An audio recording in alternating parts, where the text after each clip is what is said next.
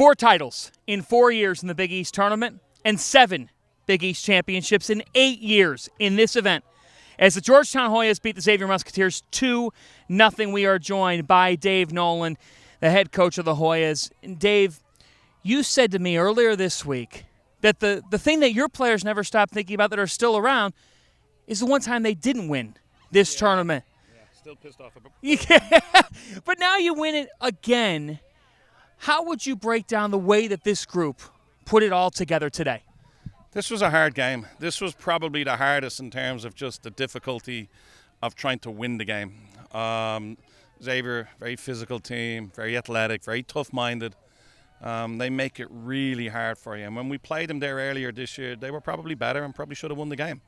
But I felt if we got them here and we got them to a bigger field and on a grass surface, there would be just a little bit more space to play. And in those moments, we got a couple today where, you know, our first goal, Ali scored. I'd love to watch it on the tape, but it was a fantastic finish. And then even the second goal where there was a little bit more space, we got it wide. She made a great play and played a great deep ball to the back post, and Maya ran in and stuck it in. So there was 2 moments of soccer in the game, and the 2 moments won the game. You said a couple of times this season that Ali Winstanley, who scored in the 13th minute, provided that assist to Maya on the second goal, that she's learning how to go from being the lead singer in a band to being in the choir. Well, in her 2 solo roles, if you will, in that choir today, she stepped up. What has she meant to this team? You know, it's funny. She's just gotten better and better. And this, I think the excitement of playing postseason, I think, you know, coming from an Ivy League program where there's no Ivy League tournament till this year, for her to have a chance to play in these 2 games in this tournament, this was all new and exciting for her. And she's just getting better and better. I mean, I wish I had it for a little bit longer, but we're going to try and push it as long as we can. This is a 13th shutout, which is now tied at the moment for the national lead. Yes, you scored 2, but that defense, it did not allow a single goal in this Big East tournament. Between Ali Auger and what your back line did, what impressed you the most? You know, it's funny. Ali's obviously a fantastic goalkeeper, and she really stood up today and just made dangerous stuff look easy.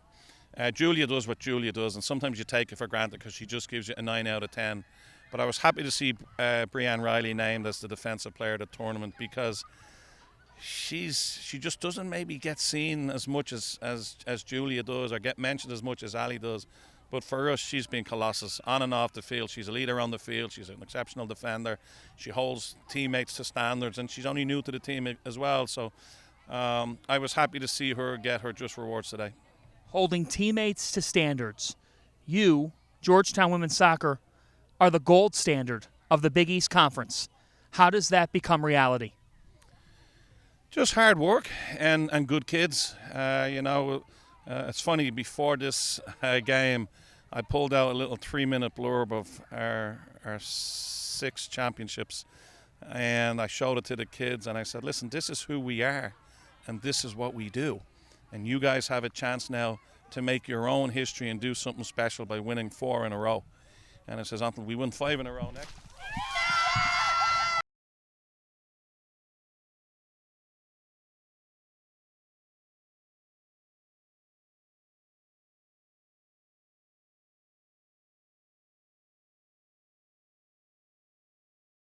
Okay. Does that feeling ever get old? That's the first one. That's the first one. They got him, and they got their 4th straight title. Congrats to the Georgetown Hoyas.